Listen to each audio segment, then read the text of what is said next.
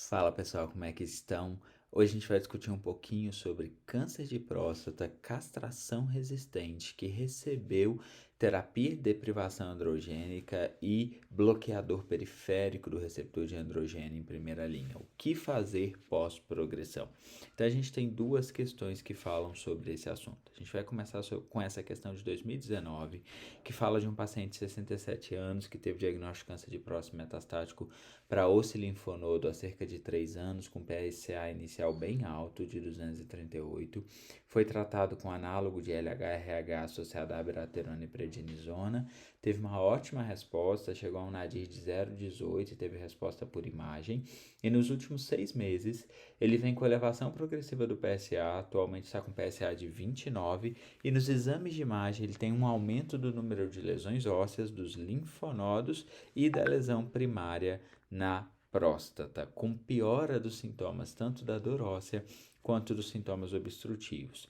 Para esse caso, além de bifosfonato para redução de evento esquelético, então esse é um ponto importante. Bifosfonato está indicado nos pacientes com câncer de próstata no cenário castração resistente para redução de evento ósseo esquelético, e a gente vai precisar trocar o tratamento, tendo em vista que ele teve um ótimo benefício com castração central mais bloqueador periférico, mas agora ele está progredindo, tanto com aumento de PSA, quanto com imagem, quanto com progressão clínica. Então eu preciso fazer um novo tratamento para esse paciente. Qual é o padrão de tratamento pós-progressão nesse cenário? O padrão foi estabelecido por dois estudos randomizados de fase 3, o estudo TAX 327 e o estudo SWOG 9916, que foram estudos que avaliaram docetaxel versus mitoxantrona para esses pacientes e mostraram benefício de sobrevida global para a utilização de docetaxel. Esses dois estudos são estudos antigos, publicados no New England em 2004, mas a gente deve se lembrar que docetaxel ainda é uma droga extremamente importante no controle dos pacientes com câncer de próstata metastático, especialmente aqui neste cenário. Então vamos ver aqui as alternativas que a questão nos traz. Letra A. Deve-se iniciar enzalutamida com base em estudo de fase 3 com ganho de sobrevida nesse cenário. Não existe dado de ganho de sobrevida de sequenciamento de bloqueador de receptor de testosterona periférico. Existe um dado pequeno de sequenciamento para ganho de sobrevida livre em PSA e sobrevida livre de progressão, mas é um ganho muito modesto. A gente sabe que essa é uma estratégia muito pouco efetiva e que deve ser desaconselhada na prática clínica, ficando reservada para situações muito restritas de pacientes muito frágeis que não teriam condições de outro tratamento, onde a gente poderia considerar essa estratégia, mas é uma estratégia de exceção e não a ganho de sobrevida. Letra B. Dentre as opções de tratamento sistêmico, deve-se favorecer o uso de rádium com melhora da dor e do risco dos eventos esqueléticos.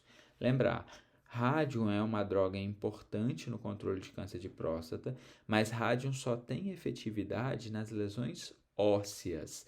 Então, para pacientes que têm lesões metastáticas extraósseas, eles não são candidatos à terapia com rádio.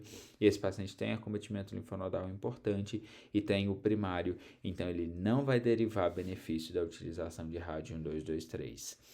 Letra C. Antes do início do tratamento sistêmico, deve-se propor radioterapia para próstata com o objetivo de controle local e redução de risco de sangramento e obstrução. Tem menor sentido, a gente está falando de uma doença sistêmica, a gente precisa tratar o corpo como um todo. Ah, mas eu vi que os dados do PCOAN mostraram que é possível irradiar o primário na doença metastática.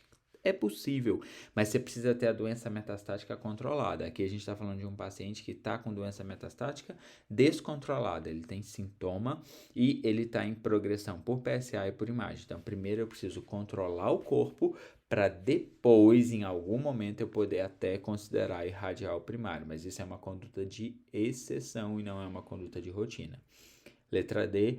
com base em estudos com ganho de sobrevida na doença resistente à castração metastática, a quimioterapia com docetaxel deve ser a opção preferencial. Correto, a gente tem 2 estudos de fase 3 randomizados com ganho de sobrevida global para a utilização de docetaxel nesse cenário, então a alternativa correta.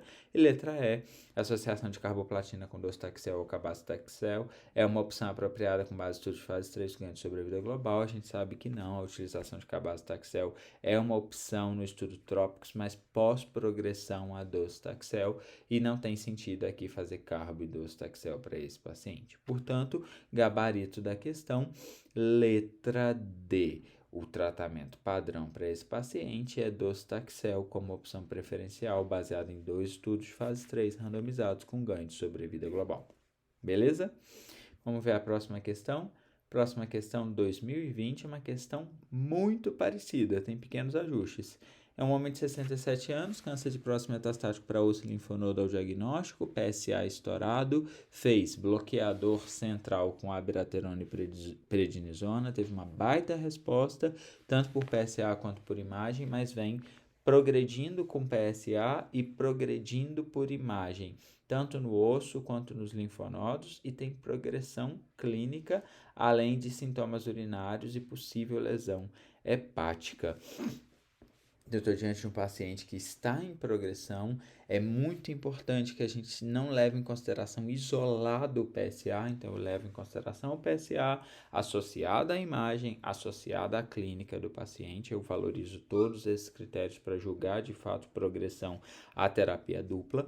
E aí, diante desse cenário, qual é a opção de tratamento preferencial? A gente acabou de discutir isso. 2 estudos, fase 3, randomizados, mostrando ganho de sobrevida global para a utilização de docetaxel para esses pacientes. Então, vamos ver as alternativas?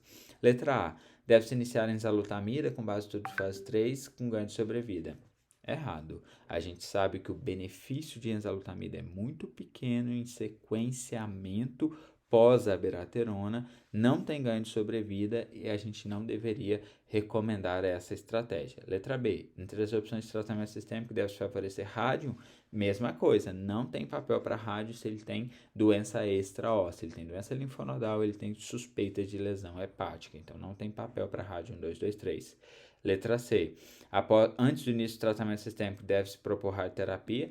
Mesma coisa, não tem papel, essa é uma conduta de exceção.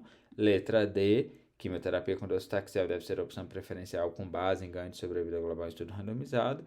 E letra E. Cabazitaxel. Então, as alternativas eram iguais, a questão era muito parecida, mudou-se os valores de PSA, alguma coisa em outra, mas mesma resposta, gabarito da questão, letra D. Então, 2 anos consecutivos abordando o mesmo tema com a mesma resposta.